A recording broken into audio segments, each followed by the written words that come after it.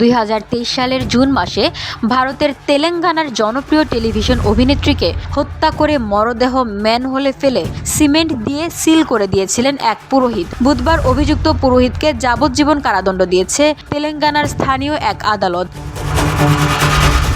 ভারতীয় সংবাদ মাধ্যম হিন্দুস্তান টাইমসের এক প্রতিবেদনে বলা হয়েছে, আইয়াগারি ভেঙ্কট সাই কৃষ্ণ নামের সেই অভিযুক্ত পুরোহিত যেই অভিনেত্রীকে হত্যা করেছিলেন তার নাম কুরগান্তি অপ্সরা। শুধু তাই নয়, হত্যার পর তার দেহ একটি ম্যানহোলে ফেলেও দেয় সে। তারপর তা লাল মাটি এবং সিমেন্ট দিয়ে সিলও করে দেয়।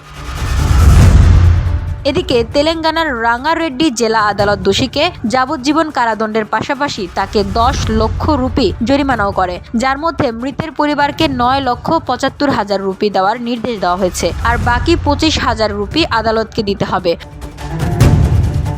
তদন্তে জানা গেছে, নিহত অভিনেত্রী অপ্সরার মা প্রায়শই মন্দিরে পূজা দিতে যেতেন। সেই মন্দিরের পুরোহিত ছিলেন সাই কৃষ্ণ। মায়ের সঙ্গে অভিনেত্রীও মন্দিরে যেতেন। তখনই অপ্সরার সঙ্গে পুরোহিতের পরিচয় হয় এবং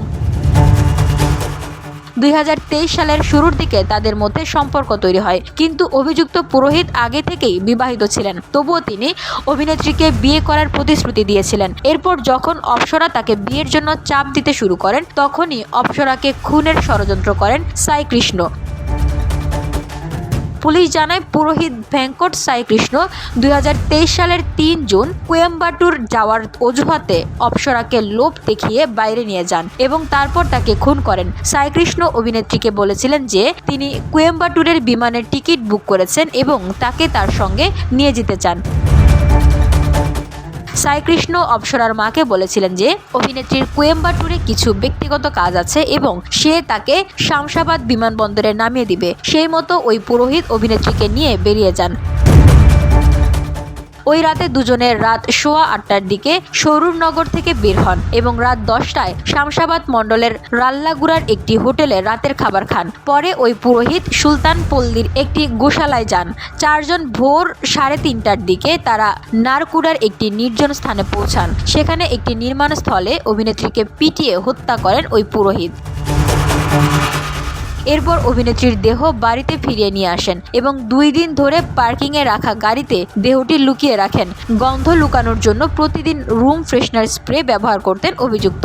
এরপর সাই কৃষ্ণ অভিনেত্রীর মৃতদেহ বাড়ির কাছে একটি সরকারি অফিস কমপ্লেক্সের সেপটিক ট্যাঙ্কে ফেলে দেন। এমনকি অব্যবহৃত ম্যানহোলটি বালি, সিমেন্ট ও লাল মাটি দিয়ে ভরাট করে দেন। এরপর সে অভিনেত্রীর মায়ের সঙ্গে মিলে থানায় নিখোঁজ অভিযোগ দায়ের করেন এবং পুলিশের কাছে দাবি করেন তিনি অভিনেত্রীর মাকে বোনের মতো দেখেন, তাই সম্পর্কে অভিনেত্রী তার ভাগ্নি হন।